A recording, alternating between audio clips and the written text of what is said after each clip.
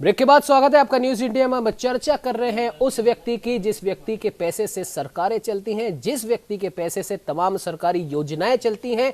गरीबों, बेसहाराओं, मजदूरों, प्रवासी श्रमिकों के ऊपर जो राजनीति हो रही है वो भी उसी व्यक्ति के टैक्स के दिए पैसे की वजह से ही हो रही है। क्योंकि जिस सड़क से ये राजनीति शुरू हुई थी, क्योंकि उस सड़क पे मजदूर थे, मजदूर दर्दनाक हादसों में मारे भी गए, उन्हीं मजदूरों के लिए 1000 से ज्यादा बसें लगाई गई, उन्हीं मजदूरों के लिए लगाई गई बसों पर राजनीति हुई। लेकिन उस सड़क जो बनी, जिसके पैसे से बनी, उसके बारे में अभी तक किसी ने कोई ठोस उपाय नहीं सुझाया है कि कोरोना से जूझते इस कालखंड में वो व्यक्ति जाए तो जाए कहां। खैर, इस चर्चा में हमारे साथ state head doctor Chandrasen Verma, विशेष संवाददाता शेखर आनंद त्रिवेदी और प्रमुख संवाददाता मनीष श्रीवास्तव लगातार बने हुए। मनीष, आपसे हम जानना चाहेंगे, ब्रेक पे जाने से पहले शेखर जी ने एक बहुत ही अच्छा और कारगर उपाय सुझाया। हालांकि ये सपनों में अच्छा लगता है क्योंकि हमको सबको पता है कि ऐसा कुछ होने नहीं वाला, लेकिन फिर भी अगर हो जाता है, अगर सरकारों के प्रतिनिधि अपना छोटा सा एक ईमानदार अगर प्रयास कर दे उस मध्यम वर्ग के लिए जो कुछ नहीं बोलता, कुछ नहीं मांगता, बस वो अपने खर्चों में कमी कर लेगा लेकिन सरकार से पलट के कुछ नहीं मांगता, क्या ऐसा संभव है मनीष? देखिए उमंग, रीढ़ होती है देश की मध्यम वर्गीय। अमीर लोगों को मदद की कोई जरूरत नहीं होती, त्रासदी जैसी भी हो। निम्न वर्ग के जो लोग हैं उनके लिए नेता खड़े हो जाते हैं, सरकार खड़े हो जाती है। लेकिन जो मध्यम वर्गीय परिवार है उनकी गुहार सुनने वाला कोई नहीं है। हालांकि आपने जो बात कही ये बिल्कुल सही है कि तमाम लोगों को सोचना चाहिए कि मध्यम वर्गीय परिवार की आर्थिक हालत इस समय जो है उसको सुधारने के लिए किस प्रकार के उपाय होने चाहिए।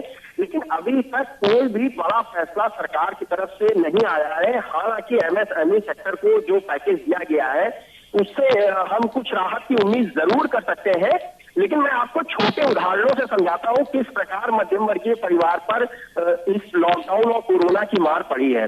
उत्तर प्रदेश में तमाम ऐसी हेल्पलाइन चल रही हैं जिसमें लोग फोन करके अपनी दिक्कतें बताते हैं, खासतौर से कोरोना और तमाम अन्य। 1070 उत्तर प्रदेश सरकार की सबसे बड़ी हेल्पलाइन है और यहाँ पर लगातार रोजाना हजारों फोन आ रहे हैं जिसमें लोग ये शिकायत कर रहे हैं कि हमें नौकरी से निकाल दिया गया है, हमें वेतन नहीं दिया जा रहा है, हमें आधा वेतन दिया जा रहा है। और यूपी सरकार के अधिकारी पूरी तरह से लाचार है कि आखिर वो इन शिकायतों का समाधान कैसे करें। हालांकि अफसरों का यह भी कहना है कि कुछ शिकायतें श्रम विभाग को संदर्भित की गई हैं, लेकिन आप ये देखिए कि ये जो चेहरा है ये साफ तौर पे दिखा रहा है कि देश में मध्यम वर्गीय ही सबसे ज्यादा कहीं ना कहीं प्रताड़ित हो रहे हैं और इन पर सरकार ध्यान नहीं दे रही है। क्योंकि अगर राशन की भी बात करें तो राशन सिर्फ निम्न वर्ग के लोगों को ही दिया जाता है।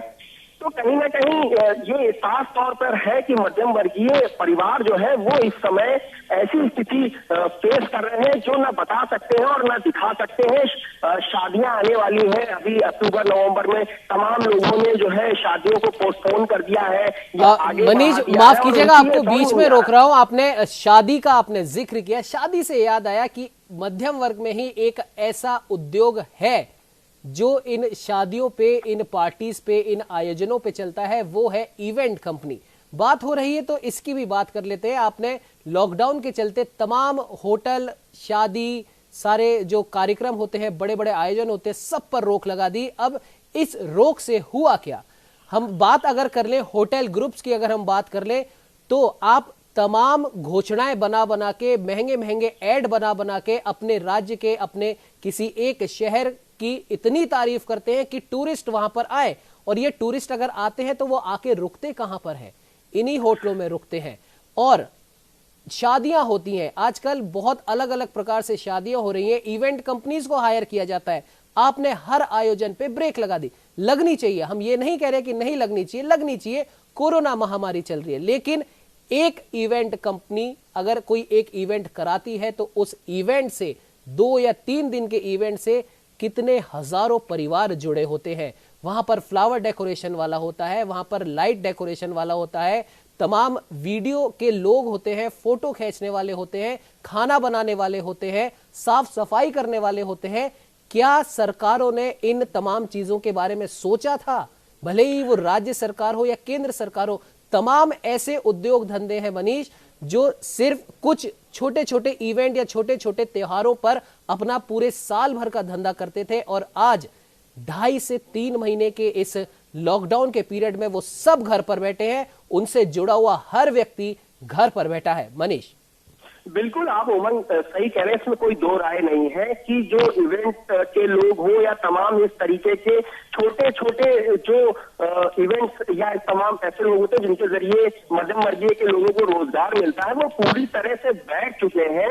लखनऊ की अगर हम बात करें तो इस तरह के तकरीबन 125 करोड़ का जो वैवाहिक कारोबार है वो कहीं ना कहीं प्रभावित हुआ है। और इसमें चाहे इवेंट हो चाहे फूल वाला हो, तमाम अलग अलग लोग जो अपना कंट्रीब्यूशन एक वैवाहिक समारोह को बेहतर बनाने में करते हैं, वो घर पर बैठे हैं। और लोगों ने अब इस तरह के लोगों की सेवाएं भी लेना छोड़ दिया है। हालांकि सरकार ने भी कहा है कि वैवाहिक समारोह में सिर्फ 20 लोग ही शिरकत कर सकेंगे। तो कहीं ना कहीं उमंग इस तरह के जो लोग हैं उनके ऊपर त्रासदी कोरोना की बहुत गंभीर रूप से पड़ी है। और देश की अगर हम बात करें तो तकरीबन 40 करोड़ ऐसे लोग हैं जो असंगठित क्षेत्र से जुड़े हुए हैं। ये वो लोग हैं जो मध्यम वर्गीय में आते हैं, और तमाम रिटेल स्टोर्स हैं और भी तमाम अन्य जरूरी चीजें हैं जो बंद थी, और उनकी पिछले 3 महीने से ना उनको वेतन मिला है, और ईएमआई और तमाम अन्य चीजों के लिए लगातार उनको परेशान किया जा रहा है। ऐसे में सबसे बड़ी मार अगर कहीं पड़ी है तो वो उस आम आदमी पड़ी है जिस आम आदमी के सहारे बड़ी बड़ी पार्टियां तक बन गई है। आप देखिए दिल्ली सरकार जो है जो आज बनी है वो कहीं ना कहीं आम आदमी के ही उस पर बनी है। तो मध्यम वर्गीय परिवार को देखने वाला जो है कोई भी आज नहीं है। ऐसा लग रहा है कि आम आदमी बिल्कुल अनाथ हो गया है। अभी हमारी कल ही एक सज्जन से बात हो रही थी, वो ये साफ तौर पे कह रहे थे कि हमको इंश्योरेंस कराना है, हमको गाड़ी की किस्त देनी है, और उनको लगातार फोन आ रहे हैं। यानी कि जो सरकार ने ये दावे किए थे कि किस्तों की सीमा आगे बढ़ेगी, वो कहीं ना कहीं पूरे दावे साबित हो रहे हैं। तो ऐसे में जब उनको वेतन नहीं मिल रहा है, उनके पास पैसा नहीं है, तो आखिर वो किस प्रकार से अपनी गुजर बसर करें। और बिल्कुल मनीष, और इसमें एक चीज और मैं जोड़ना चाहूंगा। मनीष माफ कीजिएगा, आपको बीच में रोक रहा हूं। इसमें एक चीज और मैं जोड़ना चाहूंगा। फाइनेंस कंपनियों की अगर हम बात कर ले या फिर इंश्योरेंस सेक्टर की हम बात कर ले, बैंकिंग सेक्टर की बात कर ले, आज कई फाइनेंस कंपनियों में काम करने वाले लोग, इंश्योरेंस कंपनियों में काम करने वाले लोग फोन कर करके एक तरीके से गिड़गिड़ा रहे हैं, कृपया एक एफडी करवा ले सर, मेरी नौकरी बच जाएगी, आप एक इंश्योरेंस ले लो सर, हमारी नौकरी बच जाएगी। ऐसे ऐसे फोन आ रहे हैं। ये हालात हो गई है उस मध्यम वर्ग के उस आदमी की जो कि पत्रकार है, जो वकील है, जो सेल्समैन है, जो एरिया मैनेजर है, जो एक मीडिया में काम करने वाला हर छोटे से बड़ा व्यक्ति है, या किसी भी सेक्टर में आईटी कंपनी में काम करने वाला हो, या जिसने अभी अभी वकालत का कोर्स किया हो और 2-4 साल में वो वकील या मजिस्ट्रेट के लिए तैयारी करेगा। हर उस व्यक्ति की बात है। एरिया मैनेजर, सेल्स मैनेजर का दमगा लिए घूम रहे बाजार में 8-8, 10-10 हजार वाले लोग, हर उस व्यक्ति की बात है। मनीष, बिल्कुल उमंग, आप सही कह रहे हैं। देखिए ये वो तबका है जो टारगेट बेस काम करता है। इनको एक टारगेट दिया जाता है और वो टारगेट जब पूरा होता है तो इनका वेतन और प्लस कमीशन दोनों चीजें बनती हैं। क्योंकि लॉकडाउन है तो टारगेट तो भूल जाइए कि ये इस समय एक एक व्यक्ति से जो है गुहार करें, लगातार उन्हें फोन करें कि आप अपनी पॉलिसी करवा लीजिए, बीमा करा लीजिए, और भी तमाम हेल्थ इंश्योरेंस है। मतलब इस तरीके के लोग जो इन लोगों के पास खुद जाते थे, वो आज कहीं ना कहीं पैसा ना होने की वजह से उन्होंने अपने पैर वापस खींचे हैं। तो इसका खामियाजा उन लोगों को भुगतना पड़ा है जो टारगेट बेस्ड काम करते थे, और इनकी संख्या पूरे देश में करोड़ों में है। तो इस पर सरकार को कुछ सोचना चाहिए और निश्चित तौर पर एक पॉलिसी बनानी चाहिए, क्योंकि अब पूरा का पूरा सिनेरियो बदल रहा है। और लॉकडाउन अगर अभी खत्म भी कर दे तो खुद प्रधानमंत्री ने कहा है कि कम से कम 2 साल तक इसका असर रह सकता है। तो ऐसे में करोड़ों लोग प्रभावित हो रहे हैं, लेकिन सरकार एक निश्चित पॉलिसी लेकर के ऐसे लोगों को राहत पहुंचाने के लिए अभी तक लेकर के नहीं आ पाई है। बिल्कुल मनीष, आपने सही कहा, और हर वो व्यक्ति परेशान भी है। चंद्रसेन जी लगातार हमारे साथ बने हुए हैं। चंद्रसेन जी, आपको एक चीज यहाँ पर एक सवाल और उठता है। तमाम मध्यम वर्ग लोगों के लिए अलग अलग प्रकार के मैसेजेस भी चल रहे हैं। ऐसा ही एक मैसेज मैं आपको पढ़ के सुनाता हूं कि सरकार ने अपनी कमाई के सभी साधन खोल दिए हैं, दारू चालू, गुटखा चालू, पेट्रोल पंप चालू, आरबीआई और बैंक के ब्याज चालू, ऑनलाइन मार्केट चालू, डीडी नेशनल चालू। टीआरपी डीडी नेशनल की देखिए कितनी ज्यादा बढ़ गई है। सभी विभागों के टैक्स चालू, भूमि कर, लाइसेंस फीस चालू, लाइट और बिल चालू। गरीब के लिए सब कुछ फ्री, जो टैक्स नहीं देता उसके लिए कोरोना का टेस्ट फ्री, उसके लिए राशन फ्री, उसके लिए दाल फ्री, उसके लिए मनरेगा में एक और क्लॉज जोड़ दिया गया है प्रवासी श्रमिकों के लिए नई दर के साथ वो फ्री, उसके लिए गैस फ्री, बिना काम के उसके बैंक अकाउंट में पैसे भी आ रहे हैं। ऐसे में ये मध्यम वर्ग कहां जाए? चंद्रसेन जी। बिल्कुल आपने सही बात कही और आपने बिल्कुल वास्तविक दिखा दी कि मध्यम वर्गीय परिवार की क्या है। देखिए उमंग, मध्यम वर्गीय परिवार क्या है, उसकी मेन दिक्कत क्या है यह समझना होगा। ये वो वर्ग है जो अपने राशन के लिए सरकार के पास नहीं जाएगा जी। ये वर्ग है जो समाजसेवी संस्था के पास नहीं जाएगा। ये वो वर्ग है जो किसी उद्योगपति के पास नहीं जाएगा कि साहब हमें राशन की जरूरत है या किसी चीज की हमें जरूरत है, क्योंकि वो मध्यम वर्गीय परिवार है। राजनीतिक जो पार्टियां हैं उनका जो टारगेट है वो, क्योंकि लाखों की संख्या में लोग आ रहे हैं, वो वोट बैंक है। लेकिन जो सबसे बड़ा वोट बैंक है मध्यम वर्गीय परिवार होता है, और जो सबसे ज्यादा सरकार को सपोर्ट करता है वो टाइम से आपको सारे टैक्स देगा। तो आप जो बोलेंगे, आपने बताया कि आपने कहा सब्सिडी छोड़ दो, वो छोड़ देगा, हर चीज में सपोर्ट करता है। उसकी स्थिति ये है, ना तो सरकार सुन रही है, ना राजनीतिक पार्टियां सुन रही है, ना बैंक सुन रही है। जैसा कि अभी मनीष बता रहे थे, इन्हीं बातों को मैं आगे बढ़ाता हूँ। बैंक की किस्तें अपनी जगह पे है, सारी चीजें अपनी जगह पे है। सबसे बड़ा कष्ट जो है वो आया क्रेडिट कार्ड पे, क्योंकि बैंक बनते हैं क्रेडिट कार्ड पे, आपको पता कितना बड़ा इंटरेस्ट पड़ता है। और बैंक जो है रिकवरी के लिए प्राइवेट कंपनियों को हायर करते हैं। अभी कल मेरी एक दोस्त से मेरे बात हुई जो पेशे से वकील है, तो उनके पास फोन आया कि साहब आप किस्त यहाँ पर दे दीजिए, बैंक ये आपकी क्रेडिट कार्ड की किस्त है, और नहीं तो संबंधित थाने से आपको फोन आएगा।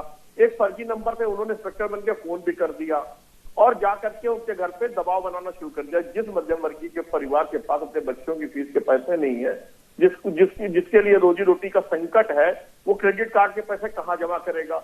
और ऐसी रिकवरी कंपनियों पे जो गुंडागर्दी करती है, जो घरों पे धावा बोलती हैं, जो इस तरह के गुंडों का सहारा लेती हैं, जो गाड़ियां खिंचवाती हैं, आप आंकड़े लीजिए कितना मध्यम वर्गीय परिवार, कितना जिसने बिजली का बिल नहीं जमा किया, जो बच्चों की फीस नहीं जमा कर पाए, उनके ऊपर इस तरह की गुंडाई हो रही है। ये एक आदेश पारित करना कि किस्तें नहीं लेंगे और आपकी किस्तें कम कर दी जाएंगी, ये सब सिर्फ कागजी बातें हैं। कहाँ चले जाते हैं वो लोग जब रिकवरी के लोग घर के सामने खड़े होते हैं, आपकी गाड़ी उठाते हैं, आपके घरों पे कब्जा करते हैं, आपको फर्जी पुलिस बन के फोन करते हैं, आपके सामने गुंडागर्दी करते हैं। इसको कौन रोकेगा? उमंग, एक और मध्यम वर्गीय पीड़ित है इस बात के लिए कि उसके बच्चे घर में बैठे हैं, वो घर में बैठा है, नौकरी जा रही है, तनख्वाहें पूरी नहीं आ रही हैं, लेकिन खर्चे नहीं रुकते ना। आपका बिजली का बिल नहीं रुकेगा जी, आपके बच्चों की फीस नहीं रुकने जा रही, आपकी किस्तें नहीं रुकने जा रही, आपकी कुछ भी नहीं। और जैसा मैंने अपनी बात को कहा, उसी को आगे बढ़ाना के लिए मैं कहता हूं कि आज कैशलेस है, मोदी ने कहा कैशलेस चीजें होनी चाहिए। तो जो मध्यम वर्गीय परिवार है मोस्टली वो क्रेडिट कार्ड यूज करता है। हम 60 दिनों से घर में बैठे हैं, कई संवेदनशील ऐसे एरिया है जहां पर आपके बैंक बंद है, जहां पर आप पैसा नहीं जमा कर सकते, आपके पास पैसा आने का साधन नहीं है। तो क्या ऐसे समय पर क्रेडिट कार्ड वालों के लिए भी कोई नियम नहीं बनाना चाहिए कि साहब आप 2 से 2.5-3 महीने आप रुक जाइए, आप गुंडागर्दी मत कीजिए, आप पुलिस कोर्ट कचहरी मत कीजिए? क्या ये नहीं सोचना चाहिए सरकार को या उन बैंक को? क्या आरबीआई को ये नहीं सोचना चाहिए? बिल्कुल चंद्रसेन जी, ये तमाम ऐसी बातें हैं जो सरकारों को सोचनी चाहिए थी। सरकारों ने ईएमआईज पे तो रोक लगा दी, लेकिन जैसा कि आपने क्रेडिट कार्ड का उदाहरण आपने दिया, ठीक है, क्रेडिट कार्ड पे भी ईएमआई वही लोग कर पा रहे हैं जिन्होंने ईएमआई का ऑप्शन चालू कर रखा है।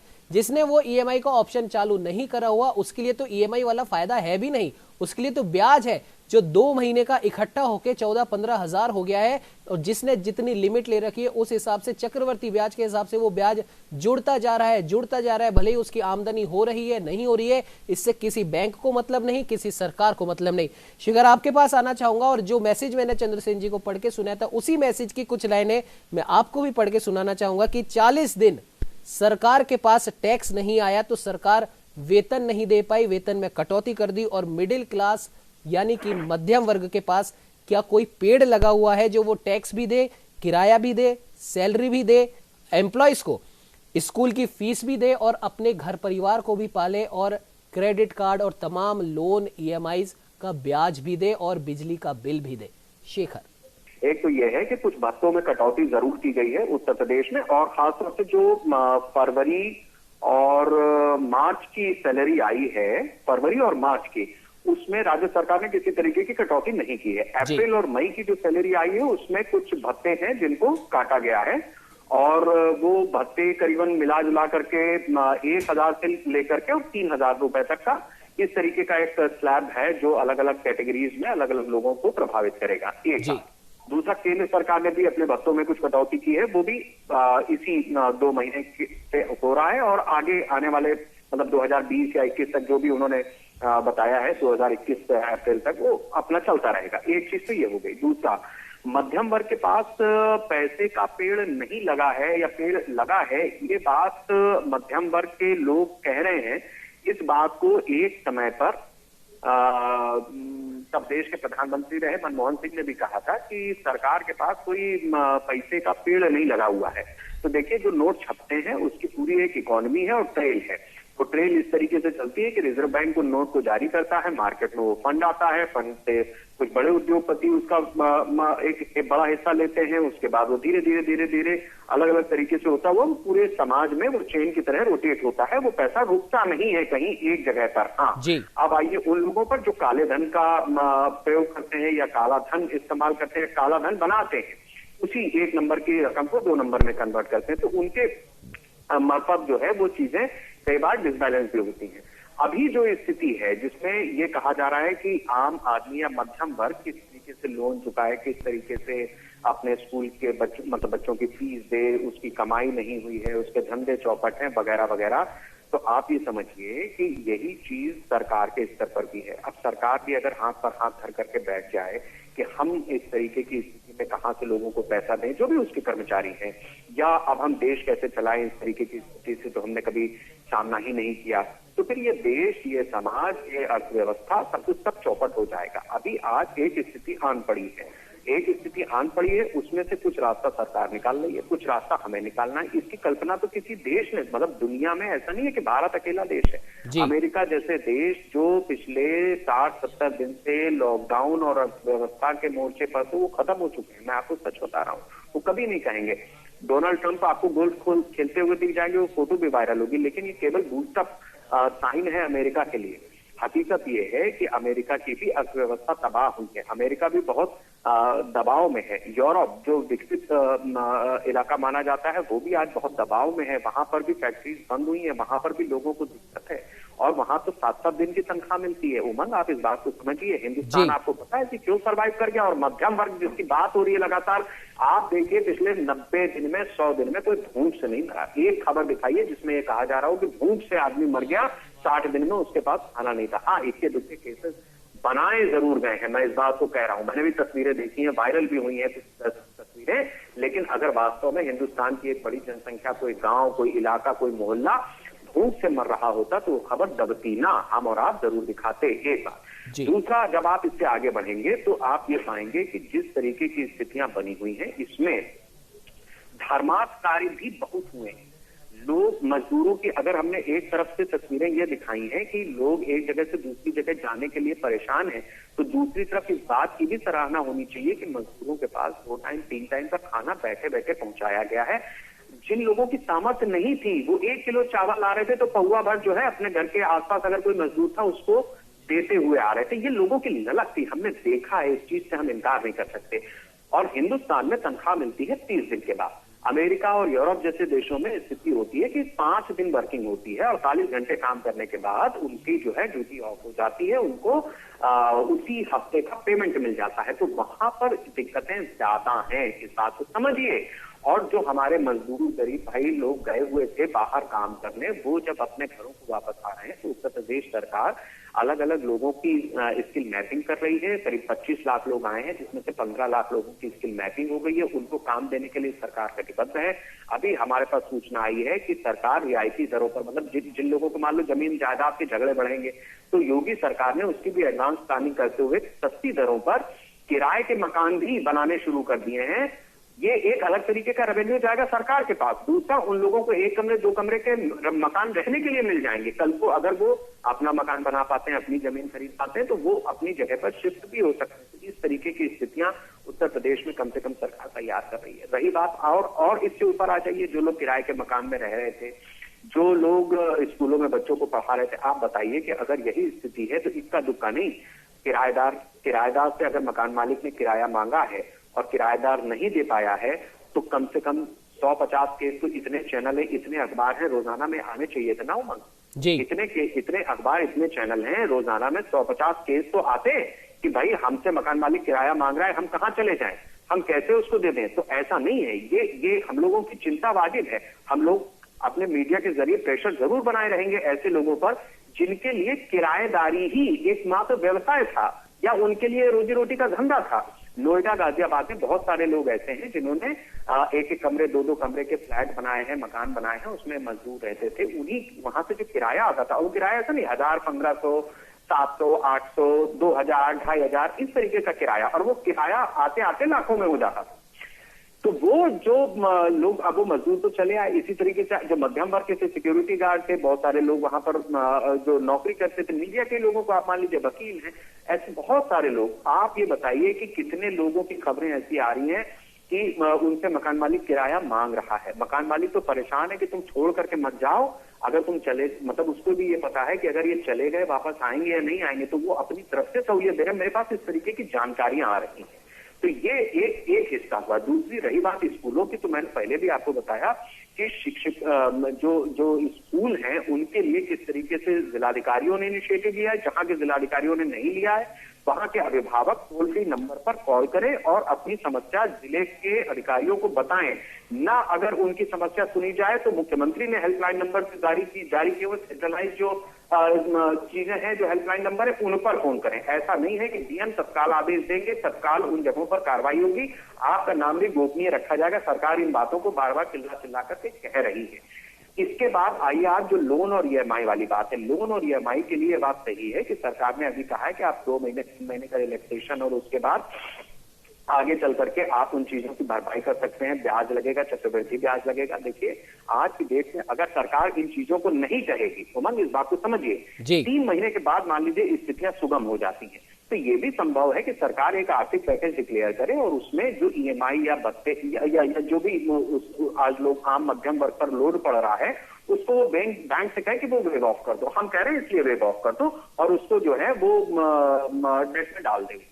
लेकिन अगर यही चीज अगर आज सरकार ने कह दी तो हिंदुस्तान की जनता की सबसे बड़ी दिक्कत यह है, मुझे इस बात को कहने में कोई दिक्कत नहीं है, हिंदुस्तान की जनता की सबसे बड़ी दिक्कत यह है कि वो रजाई ओढ़ के सो जाएगी और रजाई ओढ़ के सो जाएगी और कहेगी सरकार करे। सरकार ने 3 महीने का माफ किया था, 6 महीने का भी करे, तो सरकार कह रही है उठो जागो और प्राप्त करो। तो अभी चलते रहिए। अभी लॉकडाउन था, 60 दिन घर में बैठे रहे। अभी धीरे से हफ्ते भर का ये लॉकडाउन 17 मई के बाद से खुला। बहुत सारे लोग ऐसे हैं जिनकी कमर सीधी नहीं हो रही है, लेटे लेटे टेढ़ी हो गई है। तो ऐसे लोगों को खड़ा करने की जिम्मेदारी भी सरकार की है हिंदुस्तान पर। आगे समझ लीजिए, जिस देश में बाथरूम और लैट्रिन टॉयलेट में जाना चाहिए, वॉशरूम में जाना चाहिए, जब ये सरकार को 70 साल के बाद सिखाना पड़ा है, तो हिंदुस्तान की इस 130 करोड़ आबादी की आप मनोदशा का अंदाजा नहीं लगा सकते। यहाँ रोना पीटना ज्यादा मचता है, आदमी काम कम करता है या करने की चीज वो ये सोचता है कि कैसे बैठे बिठाए उसको मिल जाए। अच्छा, उसकी गलती भी नहीं है। हुआ क्या है कि जब मुगल थे तो यहाँ पे वो खैरात बांटते थे, और उसके बाद जब कांग्रेस का शासन आया तो उसमें हम पैसा बांट देंगे। सोनिया गांधी देख रही है कांग्रेस, आप याद करिए 2004 से लेकर के 14 तक कांग्रेस के नेता ये कहते थे कि सोनिया गांधी पैसा भिजवाती है। अरे सोनिया गांधी कहां से भिजवाती है? घर में रखा हुआ है क्या? अच्छा, रखा भी है तो कहां क्यों भिजवा रही है? वो टैक्स पे कर रही है क्या? आप देख लीजिए, आप 100 करोड़ रुपए के एसोसिएटेड जनरल प्रेस और इन सब में मामलों में घोटालों में फंसे। ये जो मानसिकता है कि पैसा अकाउंट में डाल दो, हमें पैसा दे दो, पैसे की हवस जिस तरीके से कुछ राजनीतिक पार्टियों को रही है और उन्होंने नीचे समाज में वही टुकड़ा फेंको और तमाशा देखो वाली राजनीति की है, उनको कोई दूसरा विकल्प समझ में ही नहीं आएगा। यहाँ सरकार दूसरी है, इसकी सोच दूसरी है, और मुझे कहने में कोई दिक्कत नहीं है कि योगी का नाम इस तरीके का है कि अगर आप श्रम योगी लिख दीजिए तो भी बहुत अच्छा, कर्म योगी लिख दीजिए तो भी बहुत अच्छा। तो ये अपनी तरह की एक कई बार नाम से हम लोग इसी तरीके शब्दों से खेलते हैं, हम लोग का काम है, ये पेशा है। तो उसमें ये चीजें जीवंत दिखती है। इसलिए हम लोगों को भी ये सोचना चाहिए कि क्या देश में वास्तव में मध्यम वर्ग इस कदर परेशान हो गया है कि उससे घर छुड़वा लिया बैंकों ने। कितने लोग ऐसे आए हैं जिन्होंने कहा है कि बैंकों ने हमसे हमारे घर खाली करने के लिए कह दिया, हमें नोटिस दे दिया, एक भी नहीं आया। और अगर मान लीजिए 3 महीने के बाद ये स्थिति बनती है तो हम मीडिया सो नहीं गए, तब हम कोरोना वॉरियर्स हम भी दिखा देंगे कि हम लोग किस तरीके से मध्यम वर्ग के साथ खड़े हैं। लेकिन वो दिन तो आए, क्या पता उससे पहले सरकार दूसरा आर्थिक पैकेज लेके आए। जी, हिंदुस्तान की जनता अभी चलती रहे, ये जरूरी है। जी बिल्कुल शेखर जी, आपने बिल्कुल सही कहा। और देखने वाली बात यह है कि जिस प्रकार से आपने कहा कि हमें भी सोचना होगा, तो ठीक है, अब हमारे ऊपर भी काफी कुछ जिम्मेदारियां होती हैं, आम जनता पे भी काफी कुछ जिम्मेदारियां हैं। और चौथे लॉकडाउन के इस 9वें दिन में ऐसा प्रतीत हो रहा है कि ये जिम्मेदारियां ठीक तरह से निभ भी रही है, लेकिन फिर भी एक आस होती है, अगर वो पूरी हो जाए तो उसमें भी कोई बुराई नहीं है। फिलहाल आप हमारे साथ में जुड़े, आप तीनों का ही बहुत बहुत धन्यवाद। इस चर्चा में फिलहाल इतना ही। आप देखते रहिए न्यूज़ इंडिया।